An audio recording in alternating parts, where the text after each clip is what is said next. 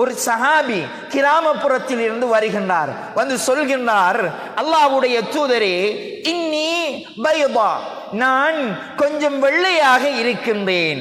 வலதத் இம்ராத்தி சௌதா, என்னுடைய மனைவி கருப்பு குழந்தையை பெற்றெடுத்திருக்கின்றாள். சுப்ஹானல்லாஹ். வந்து சொல்கின்றார், எப்படி? நான் கொஞ்சம் வெள்ளை நிறத்துடையவன், என்னுடைய மனைவி கருப்பு நிற குழந்தையை பெற்றெடுத்திருக்கின்றாள். அல்லாஹ்வுடைய தூதரே, என்ன செய்ய என்று கேட்கின்றார். நாங்களாக இருந்தால், எங்களுக்கு இப்படியான ஒருவர் வந்து சொன்னால் எங்களுடைய நிலைமை அவர் உடனே கேட்பார், வீட்டில் நீ இருக்கின்றாயா? அண்டை வீட்டார்கள் எப்படி? நீ வேலைக்கு சென்றால் உன்னுடைய மனைவி எப்படி இருப்பாள்? இப்படி பல வகையான சந்தேகங்களை அவருக்கு உருவாக்கி விடுவோம். இறுதியில் தலாக்கில் போய் முடிந்துவிடும். அல்லாஹ்வுடைய தூதர் ஸல்லல்லாஹு அலைஹி வஸல்லம் அவர்கள் உள்ளத்தோடு உரையாடுகின்றவர்கள் அல்லவா?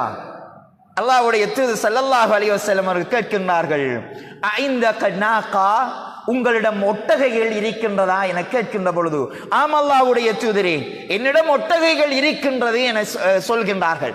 கேட்கின்றார்கள், என்ன நிறத்துடையவை அவை என்று. அல்லாஹ்வுடைய தூதரே, அவை மண்ணிறத்தில் உடையவை, அவை மிகவும் விலை உயர்ந்தவை, மண்ணிறத்தில் உள்ளவைகள். அப்படி என்ற போது அல்லாஹ்வுடைய தூதர் ஸல்லல்லாஹு அலைஹி வஸல்லம் கேட்கின்றார்கள், அதில் சிவப்பு நிறத்துடையவைகள் இருக்கின்றதா என கேட்கின்றார்கள். ஆம் அல்லாஹ்வுடைய தூதரே, 1-2 சிவப்பு நிறத்தை உடையவைகள் இருக்கின்றது. அப்படி என்ற போது நபி ஸல்லல்லாஹு அலைஹி வஸல்லம் கேட்கின்றார்கள், அந்த நிறம் அதற்கு எப்படி வந்தது என கேட்கின்றார்கள். சுப்ஹானல்லாஹ். அந்த சஹாபி சொல்கின்றார், அதனுடைய மூதாதையர்களில் அந்த நிறத்தில் உள்ள ஒட்டகை இருந்திருக்கலாம், அதுதான் அந்த ஒட்டகை அப்படி இருக்கின்றது என்ற போது நபி ஸல்லல்லாஹு அலைஹி வஸல்லம் அவர்கள் சொன்னார்கள், இதன் அப்படி என்றால் உன்னுடைய மூதாதையர்களில் கருப்பு நிறத்துடையவர்கள் யாராவது இருந்திருக்கலாம் இல்லையா என்று கேட்ட போது, பலா யா ரசூலல்லாஹ், ஆம் அல்லாஹ்வுடைய தூதரே என்று சந்தோஷமாக அந்த சஹாபி திரும்பி சென்றார் என்ற செய்தியை பார்க்க